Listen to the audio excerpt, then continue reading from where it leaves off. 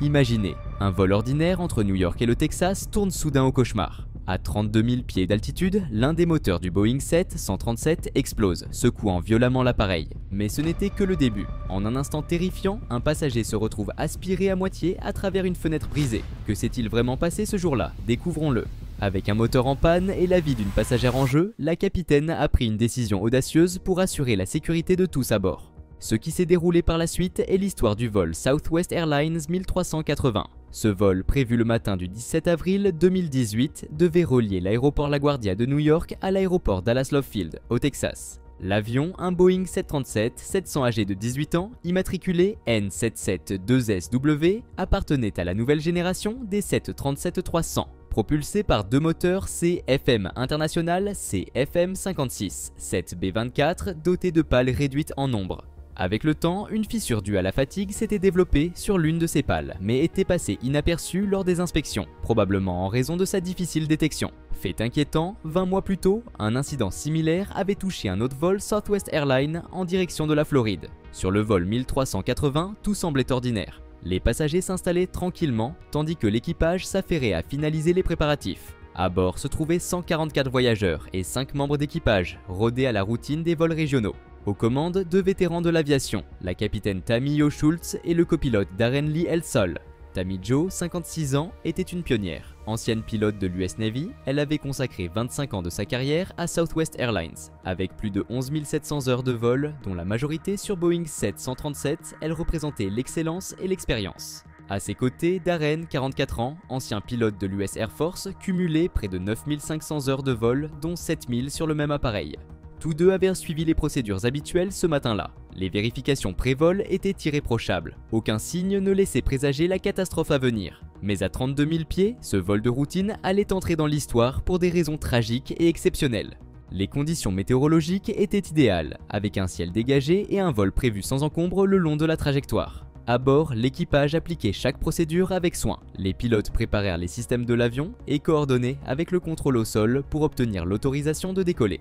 À 10h43, le vol 1380 quitta finalement la piste de l'aéroport LaGuardia, entamant un voyage court mais routinier vers Dallas. Tout semblait sous contrôle et les passagers se détendaient sans aucun pressentiment du drame qui allait se dérouler. Personne à bord ne pouvait se douter qu'une faille critique, invisible mais fatale, se cachait depuis des années au cœur de l'appareil. Une faiblesse insidieuse, tapie dans les mécanismes du moteur gauche, était sur le point de se manifester avec une violence qui mettrait en péril la vie des 149 âmes à bord. À 11h02, alors que l'avion volait à 32 000 pieds et poursuivait son ascension vers 38 000 pieds, le calme fut brutalement brisé. Une explosion sourde mais puissante ébranla l'appareil. Les passagers furent projetés en avant dans leur siège tandis qu'un bruit assourdissant emplissait la cabine. Le moteur gauche, sous l'aile, venait de céder. Une pale de ce moteur, fragilisée par une fissure de fatigue qui avait lentement progressé, s'était rompue sous la pression. Lancée à une vitesse fulgurante, elle percutait l'anneau de confinement du ventilateur, provoquant sa dislocation en fragments de métal acéré. L'onde de choc endommagea les structures environnantes, arrachant une partie du carénage en forme de D qui protégeait le moteur. Mais l'horreur ne s'arrêta pas là. Tandis que les débris étaient projetés à travers l'aile et le fuselage, un autre danger se profilait. Les dommages infligés à l'avion allaient engendrer une série d'événements encore plus terrifiants, mettant l'équipage face à un véritable test de survie. Les loquets du capot du moteur ont cédé sous l'impact, laissant le carénage se disloquer. Des morceaux furent arrachés par les forces extérieures et l'un d'eux, projeté à grande vitesse, survola l'aile avant de heurter violemment le fuselage au niveau de la rangée 14. Le choc brisa un hublot, provoquant une décompression explosive à 32 000 pieds d'altitude. La cabine fut instantanément plongée dans le chaos. Un vacarme assourdissant, des objets projetés dans tous les sens et une chute brutale de pression. Près du hublot détruit, une passagère fut partiellement aspirée hors de l'avion, son buste entièrement emporté à l'extérieur. Retenue uniquement par sa ceinture de sécurité, elle échappa de peu à une éjection complète. Cependant, son état demeurait critique, exposé à des vents glacials et à une pression mortelle. Pendant ce temps, dans le cockpit, les pilotes avaient entendu l'explosion mais ne connaissaient pas encore l'ampleur des dégâts. Concentrés sur les alarmes et les instruments, ils s'efforcèrent de comprendre la situation et de réagir rapidement, sans savoir que la cabine vivait un véritable cauchemar. Ce que les pilotes ressentaient, c'était un brusque virage de l'avion vers la gauche, accompagné de fortes vibrations. Tandis qu'ils tentaient de stabiliser la situation, l'alarme d'altitude cabine retentit. L'appareil dépassait les 10 000 pieds, signalant une perte d'air pressurisée. Ils comprirent rapidement que cette décompression représentait un risque majeur. À 32 000 pieds, l'hypoxie pouvait rapidement menacer la vie de tous à bord. Le copilote, alors aux commandes, parvint à stabiliser l'avion malgré les conditions critiques. Réagissant avec sang-froid, il enfila son masque à oxygène, rapidement suivi par la capitaine Tammy Jo Schultz. Pendant ce chaos, le contrôle aérien tentait désespérément de joindre le vol 1380, mais sans succès.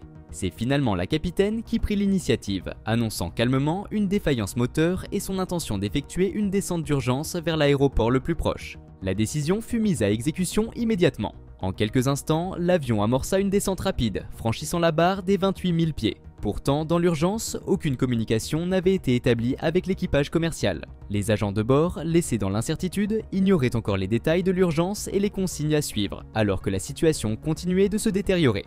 Désorientés par le chaos, les pilotes se concentrèrent sur la recherche rapide d'un aéroport de secours, reportant temporairement une annonce à la cabine.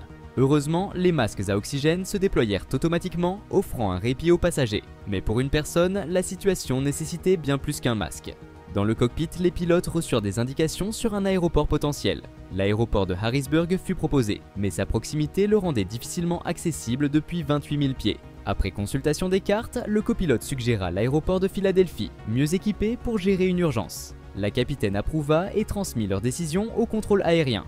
Dans la cabine, les passagers, masques en place, entendirent enfin les explications de la capitaine. Pendant ce temps, à la rangée 14, des agents de bord équipés de masques portatifs découvrirent une passagère à moitié aspirée par un hublot brisé. Avec l'aide de passagers, ils réussirent à la ramener à l'intérieur, gravement blessée mais en vie.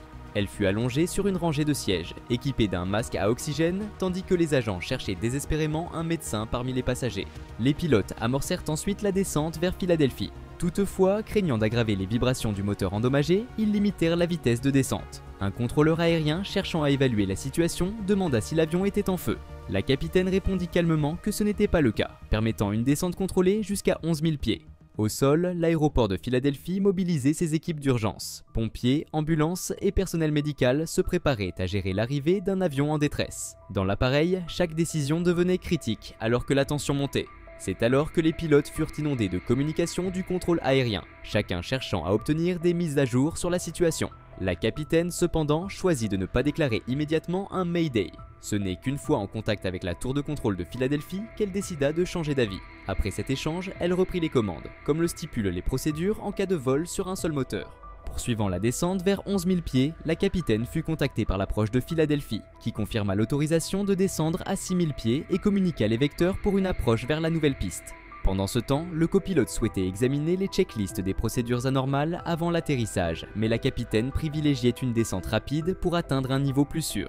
Elle décida alors de ne pas exécuter les listes de vérification, jugeant que la situation exigeait une action immédiate. Vers 11h12, le vol 1380 descendit sous les 10 000 pieds, un seuil critique où l'air redevenait respirable, écartant ainsi la menace imminente d'hypoxie pour les passagers et l'équipage.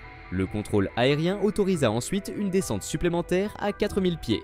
Une fois de plus, le copilote proposa de suivre les procédures habituelles pour sécuriser davantage l'approche, mais la priorité restait de poser l'avion aussi rapidement que possible. La capitaine, encore indécise sur la finalisation de la checklist, demanda à la tour de contrôle de rallonger l'approche finale. Ce délai, bien qu'utile pour gagner du temps, devait rester flexible selon l'évolution de la situation. Cependant, les pilotes restaient dans l'ignorance de ce qui se passait réellement dans la cabine. C'est alors que le copilote contacta l'équipage de cabine et reçut une nouvelle bouleversante. Un hublot avait été détruit et une passagère venait d'être sauvée de justesse après avoir failli être aspirée hors de l'appareil. Le copilote transmit cette information à la capitaine, qui, sous la pression, décida d'abandonner l'idée d'une approche prolongée au profit d'une manœuvre plus courte pour poser rapidement l'avion. Malgré l'urgence, la checklist d'atterrissage avec un moteur inopérant n'avait toujours pas été exécutée. La capitaine choisit alors d'utiliser un réglage des volets différent de celui recommandé en cas de panne moteur, une décision qui mit le copilote mal à l'aise. Fidèle à sa formation, il insista pour respecter le protocole standard, mais la situation chaotique laissait peu de place à la discussion. Dans la cabine, la passagère blessée, extirpée de la fenêtre brisée, était toujours allongée sur une rangée de sièges. Avec l'appareil quasiment plein, les passagers occupant initialement ces sièges furent déplacés temporairement sur le jump seat réservé à l'équipage. Malgré leurs blessures et le choc, les agents de bord et les passagers continuaient de collaborer dans une atmosphère tendue mais déterminée.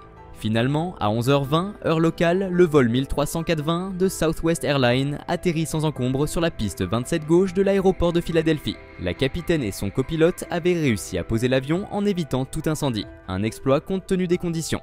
Les 149 personnes à bord survécurent, bien que 8 d'entre elles, incluant la passagère sauvée, aient souffert de blessures allant de modérées à graves.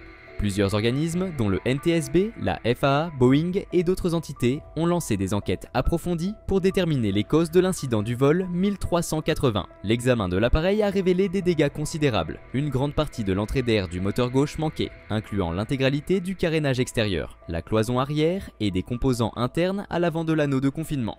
En réponse, la FAA a publié de nouvelles consignes de navigabilité. Ces mesures imposent désormais une inspection obligatoire des moteurs après un certain nombre de cycles, accompagnée d'un contrôle détaillé de chaque pale avant qu'elle n'atteigne 20 000 cycles. À titre comparatif, les pales du moteur défaillant sur le vol 1380 avaient accumulé environ 32 000 cycles. Ces changements visent à éviter qu'une telle tragédie ne se reproduise. Malheureusement, la passagère grièvement blessée n'a pas survécu à ses blessures et est décédée dans un hôpital local. Un rappel tragique de l'ampleur des forces en jeu lors de l'incident. La capitaine Tammy Jo Schultz a relaté cette expérience dans son livre intitulé Nerves of Steel, publié le 8 octobre 2019. Cet ouvrage revient sur les événements du vol et met en avant le courage dont ont fait preuve l'équipage et les passagers. L'incident a également révélé des failles critiques dans la conception et la maintenance aéronautique, soulignant les dangers que cela peut engendrer. Cependant, cet événement a aussi permis de renforcer la sécurité aérienne grâce aux enseignements tirés. Et vous, que pensez-vous des événements tragiques du vol 1380 ? Partagez vos réflexions et analyses dans les commentaires ci-dessous. Je vous dis à la prochaine vidéo.